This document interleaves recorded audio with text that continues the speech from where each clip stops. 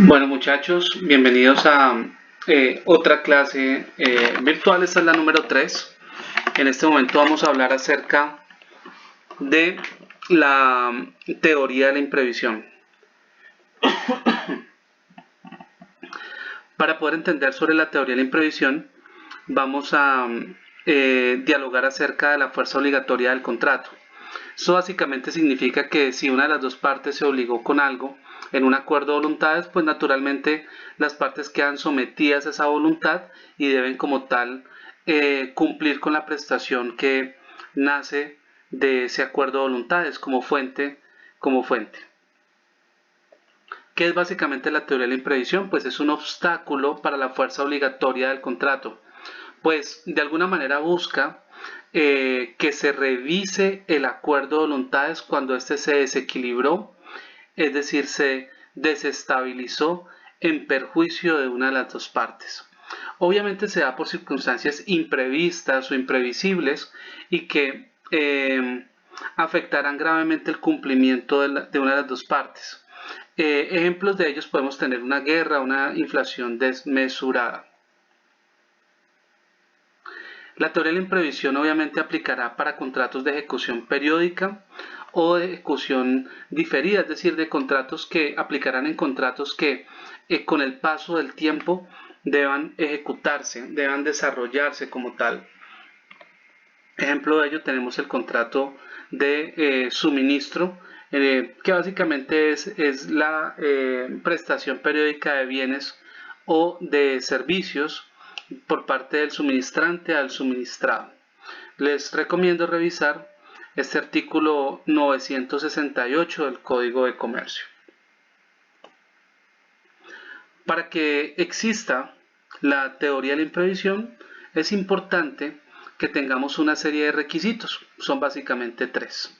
Debe existir un acontecimiento anormal o imprevisto. A esto le vamos a llamar alea. Debe estar por fuera de la voluntad de los contratantes.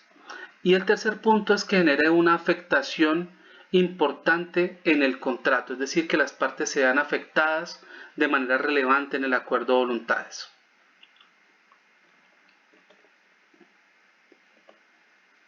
Cuando adelantamos el primer requisito, es que sea un acontecimiento anormal o imprevisto, pues hablaremos que existen aleas normales y aleas anormales.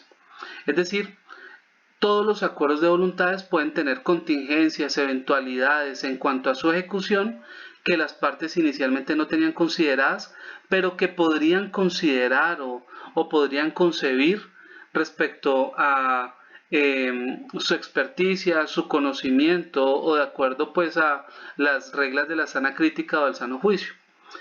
Esto digamos que le llamamos como tal alea normal, que son los riesgos previsibles, son riesgos que se pueden tener presentes antes de la celebración misma del contrato o digamos que cuando se está generando como tal el acuerdo de voluntades.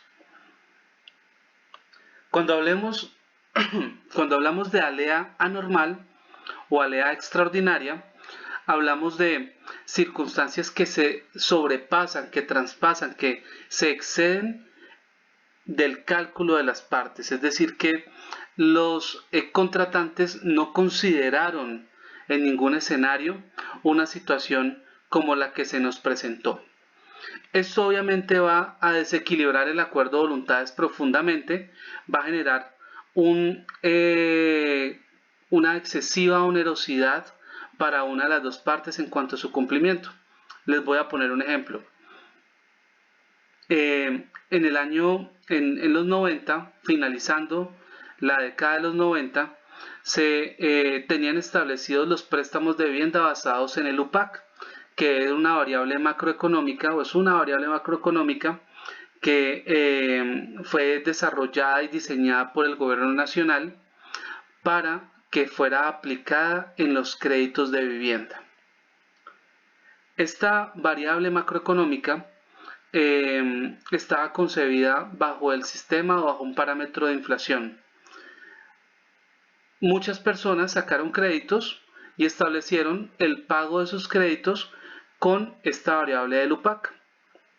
Lo que ocurrió es que de un momento a otro, y dado que la inflación en Colombia empezó a subir de manera imprevista, la variable del UPAC también se incrementó sustancialmente, lo cual nos llevó a que los créditos de vivienda subieran en proporciones jamás consideradas, entre 3, 4, 5, 6 veces lo que se pagaba inicialmente de la cuota del crédito. Obviamente para los deudores, para los mutuarios, para las personas que han recibido esos préstamos de vivienda, les fue imposible pagar esa obligación y entraron en escenarios de incumplimiento. Nadie se esperaba que esos créditos de vivienda fueran a subir o incrementarse de una manera excesiva, de tal manera pues que o con un efecto en el que las partes no pudieran pagar esa obligación o que el mutuario no pudiera pagar la obligación. A eso le llamamos nosotros una alea extraordinaria. Otro escenario de alea extraordinaria puede ser también el de el incremento de las divisas que se dio, por ejemplo, en el año 2015, en que el dólar estaba cerca a los 2.200, 2.300 pesos y se incrementó casi a 3.500 pesos, a 3.400 pesos. Eso obviamente afectó gravemente un sinnúmero de acuerdos de voluntades y de contratos y de relaciones negociales que tenían como tal esta variable.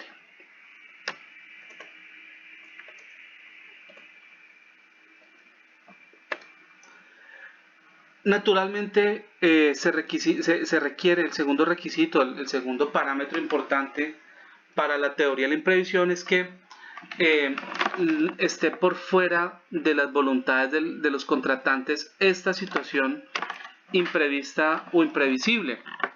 Esto básicamente quiere decir que pues no haya un intervencionismo, no haya una intervención por parte de una de las dos partes en la gestión o en el desarrollo de esta eventualidad imprevista, de tal manera de que no exista como tal o no se dé como tal una injerencia en la voluntad de las partes o una injerencia en los intereses de las partes provocados por las mismas partes. Y el tercer punto, que es lo que lo diferenciará, ahorita haré un detalle acerca del punto, pero que lo distancia del caso fortuito y la fuerza mayor, es que genere una conmoción económica en el contrato sin que se constituya una imposibilidad de ejecución contractual. Esto básicamente significa, muchachos, que el contrato se puede ejecutar, se puede desarrollar. Aún yo puedo pagar el crédito de vivienda de que estaba en 500.000 pasando por la variable del UPAC a 4 millones de pesos, a 3 millones de pesos, pero resulta excesivamente oneroso para una de las dos partes.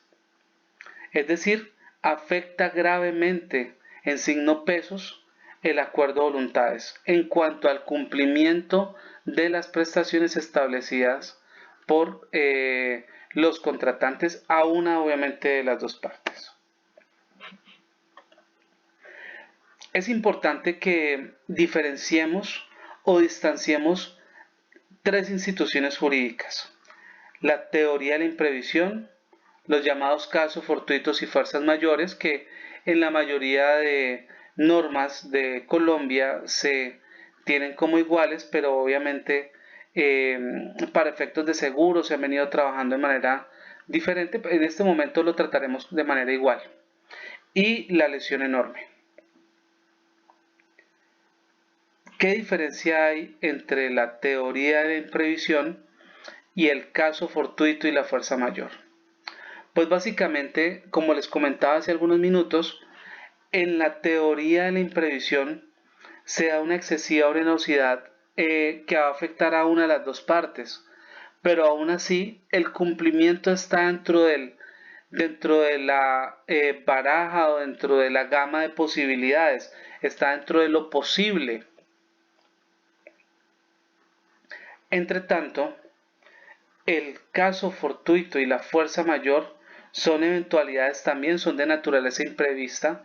No puede entrar a jugar la voluntad de una de las dos partes en la gestión de este caso fortuito, la fuerza mayor, pero la gran diferencia es que esta situación imprevista no genera una posibilidad de cumplimiento de la obligación, es decir, la parte que cae en caso fortuito, fuerza mayor, le es imposible el cumplimiento de la obligación. No le resulta excesivamente onerosa, le resulta imposible. Es decir, dentro del mundo material, dentro de las leyes de la naturaleza, no se puede ejecutar dicha prestación. Nadie está obligado a lo imposible. La imprevisión se diferenciará de la lesión enorme, básicamente porque la lesión enorme es una institución jurídica que se da para proteger un margen de inexperiencia de los contratantes y que naturalmente la lesión enorme va a jugar un papel relevante como un elemento de validez del contrato. Bajo ese entendido, la lesión enorme es un detrimento o es un daño que se da para una de las dos partes en la celebración del acuerdo de voluntades, en la celebración del negocio jurídico, no en su ejecución. La teoría de la imprevisión, por su parte, se da ya es en el desarrollo del acuerdo de voluntades, en la ejecución del contrato, a medida que va pasando el tiempo. Razón, digamos que esto hace o pone de relieve que la teoría de la imprevisión es aplicable, nuevamente, lo repito, en contratos de ejecución periódica, mas no en contratos de ejecución instantánea. Se podrá concluir entonces que la teoría de la imprevisión se diferencia del caso fortuito y de la fuerza mayor en que el caso fortuito y la fuerza mayor resulta imposible el cumplimiento de la obligación, mientras que en la teoría de la imprevisión resultará posible pero es excesivamente oneroso. Se diferenciará la teoría de la imprevisión de la lesión enorme en que la imprevisión se va dando en la ejecución del contrato, en el desarrollo del acuerdo de voluntades, mientras que la lesión enorme se da en el nacimiento del acuerdo de voluntades. Nace con el acuerdo de voluntades, la desproporción se da desde que se está gestando el contrato. Luego entonces, la lesión enorme es un elemento de validez del contrato, mientras que la imprevisión no lo es. A lo largo de diferente normatividad y en diferentes áreas del derecho en donde se gestan acuerdos de voluntades, pues nos hemos encontrado la teoría de la imprevisión. Lo primero que hay que mencionar es que en el Código Civil solamente existe un caso en el cual se desarrolla la teoría de la imprevisión y es básicamente el artículo 2060 del Código Civil y que hace referencia a los contratos de obra. Bajo ese entendido, hay una parte que se llama el interesado que va a realizar como tal un pago a alguien que se llama empresario o que va a ser el contratista y que va a generar como tal una obra, va a desarrollar una obra. El contratista podrá pedir una revisión del contrato en los parámetros del artículo 2060. Bajo ese entendido, situaciones imprevistas o imprevisibles se podrán generar y el contratista tendrá derecho a una revisión del contrato por parte del juez, obviamente cuando se puedan comprobar los presupuestos de que es imprevisible y de que no viene o que no se genera por voluntad de una de las dos partes. El Código Sustantivo del Trabajo, artículo 50, tiene establecido que los contratos de trabajo podrán ser revisables si se dan cuenta de circunstancias imprevistas o imprevisibles en la ejecución del contrato laboral. Pero si las partes no se ponen de acuerdo, corresponderá a la jurisdicción ordinaria determinar si el contrato fue afectado por una imprevisión, si esta imprevisión afecta naturalmente el contrato, si no está por un escenario de negligencia o de culpa como tal del empleador, y de acuerdo a ello establecerá fórmulas de reajuste contractual. Esto digamos que en la letra se puede hacer relieve, pero en la práctica resulta un poco más complicado. En el derecho mercantil, el artículo 868 del Código de Comercio tiene establecida la posibilidad de la teoría de la imprevisión, la tiene ya mucho más definida o tipificada. El artículo 868 dice lo siguiente.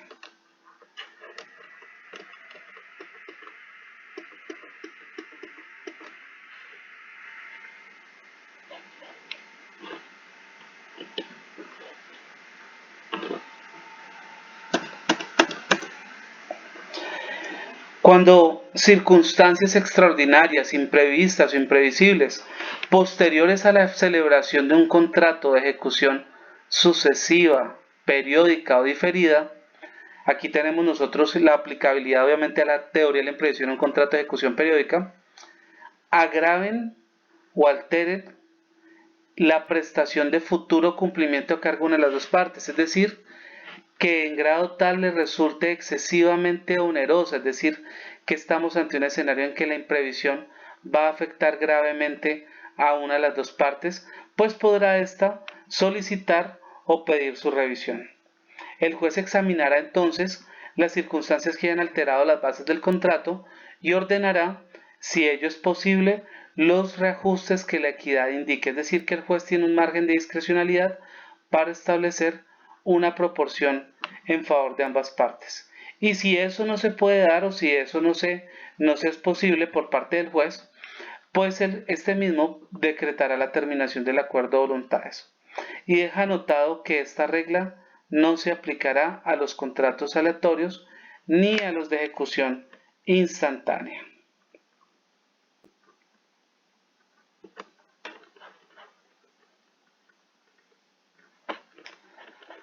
Existen diferentes escenarios de teoría de la imprevisión o diferentes, más que escenarios, cláusulas que permitan gestionar la teoría de la imprevisión. La primera se denomina la cláusula de revisión, a través de la cual las partes amigablemente gestionan la revisión del contrato o establecen un procedimiento para sentarse a revisar el contrato. El segundo escenario es la cláusula de escala móvil, a través de la cual se establecen rangos o márgenes estadísticos para que, si llegan a pasarse, las obligaciones podrán llegar a ser revisadas, podrán llegar a darse o escenarios de no exigibilidad de la obligación, es decir, de condiciones resolutorias. Les pongo un ejemplo. Juan estará obligado a vender ciertas camisas a María en un escenario en que el dólar se encuentre entre los 2.900 pesos a los 3.200 pesos. Si pasa de esos rangos, pues la obligación ya dejará de ser exigible para una de las dos partes. Tenemos también las cláusulas de autorización a un tercero, como son por ejemplo la cláusula compromisoria o cláusulas que invoquen o que lleven a una revisión, a un amigable componedor o a otro mecanismo de resolución de controversias. Finalmente tenemos también la cláusula de modificación unilateral, que si bien la teoría clásica está en contra de este tipo de cláusulas en las que una de las dos partes de manera unilateral modifica el contrato, lo cierto es que algunas normas, como por ejemplo las aplicables a los contratos financieros, han venido reconociendo la posibilidad de modificación unilateral del contrato. Bueno, mis queridos amigos, hasta aquí vamos con el tema de la teoría de la imprevisión. Este es el tema número 3 de las clases que teníamos pendientes para dialogar. Cualquier inquietud estaré a sus órdenes. Un abrazo.